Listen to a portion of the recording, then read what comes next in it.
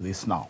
Corruption accused Michael Lomas is set to spend his first night in a South African prison following his extradition from the United Kingdom. Lomas made his first appearance at the Kempton Park Magistrates Court shortly after being handed over to the Hawks at OR Tambo International Airport. The former Eskom contractor faces 41 charges of corruption linked to a 745 million rands payment concerning the construction of the Kusile power station. He's scheduled to return to court next Friday.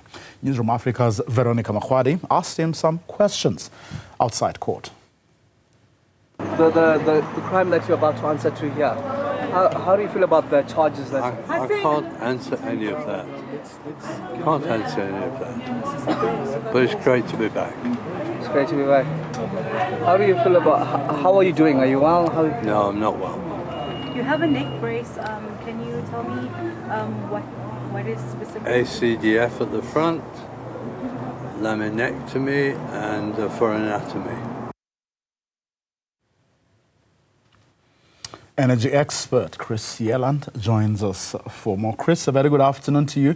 Thanks very much for your time. It's only the beginning of what is no doubt going to be a long and drawn-out case. Yeah, are we talking about this media briefing today regarding Sasol and Eskom? Sorry, I was talking about Eskom and Michael Lomas. Sorry, yes. Look, he has been extradited to South Africa. He's been taken in by the Hawks, apparently, and he is facing charges of corruption for a very large sum of money, I think in the region of over R1 billion, relating to projects at Kusile Power Station, to do with the so-called air condensers for which his company was contracted to build. It is, I think, going to be a long drawn-out case, as these things inevitably are. Cases of fraud and corruption are notoriously difficult, require extensive investigation, and getting all the facts together in a way that can be presented to a court takes a lot of effort. So I do think it's going to be long and protracted. No doubt there will be appeals, and these things tend to drag on for years. Yes, no doubt.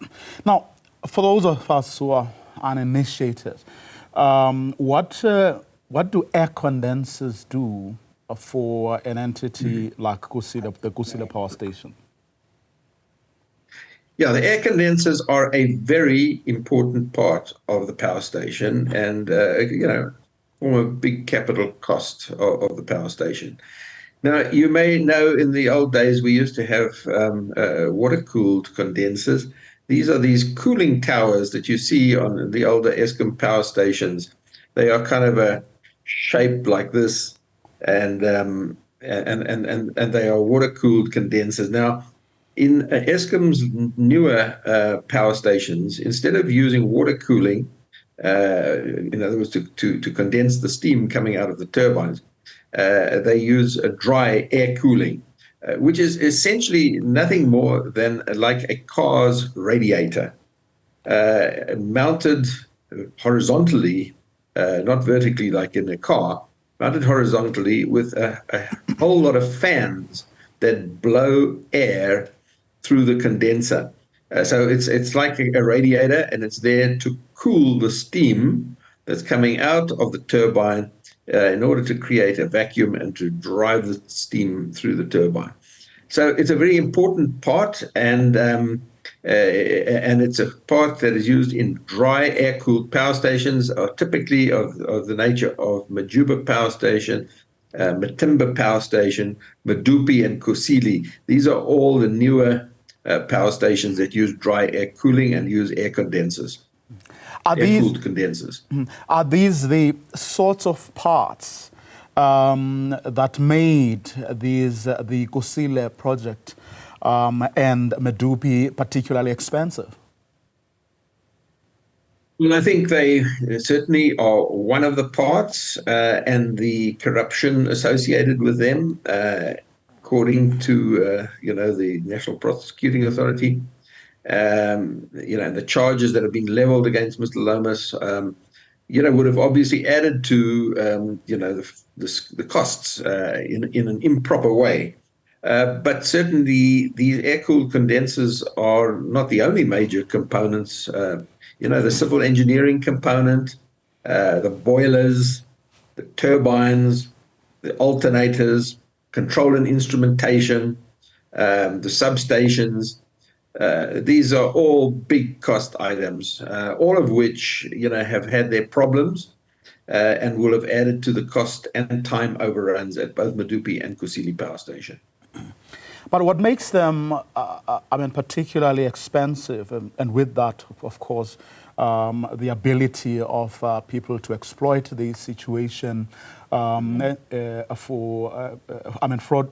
fraudulently, is it because they are expensive or they are difficult to source and maintain? What makes them so expensive?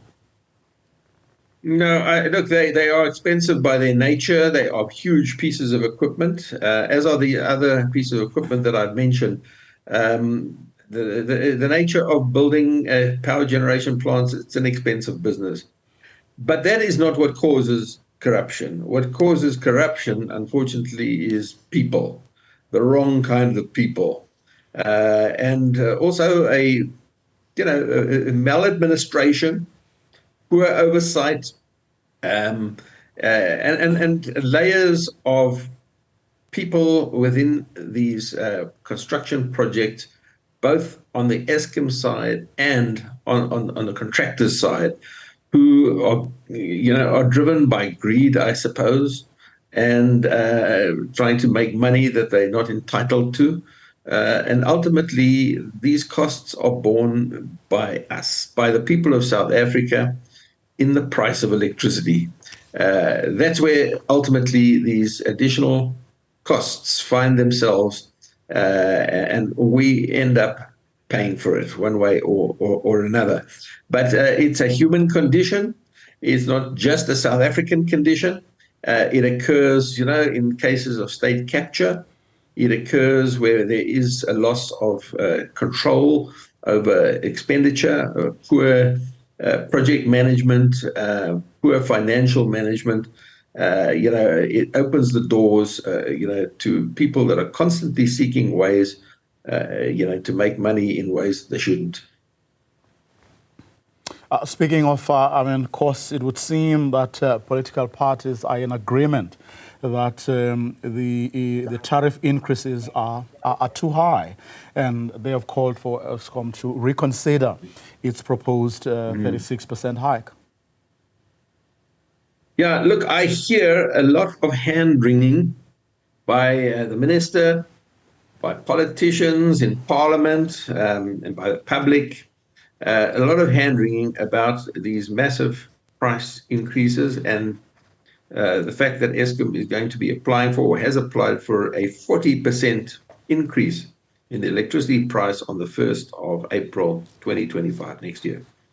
Well, but what I don't see is any concrete steps that can or must be taken, to contain these prices. I hear a lot about people saying that, Eskom say, and even the minister said yesterday, that prices must progressively move to cost-reflective prices. Well, what that means is the prices are going up, not down, because Eskom say that they're not recovering the costs adequately through the tariff, that they're not cost-reflective, and therefore they must put the prices up. What I'm not hearing about is how they can reduce their costs, because that is the way in which you can become cost-reflective, either by putting up the price or reducing your costs. And I hear nothing about how Eskom is going to reduce its costs to contain these price increases at levels more typical of inflation. Well, what we've heard instead is the minister arguing that the country will be plunged into darkness if Eskom doesn't receive financial support. Well, we'll see what comes out of this particular debate and, of course, what members of parliament will have to say about this. Chris Yelland, thank you very much for your time.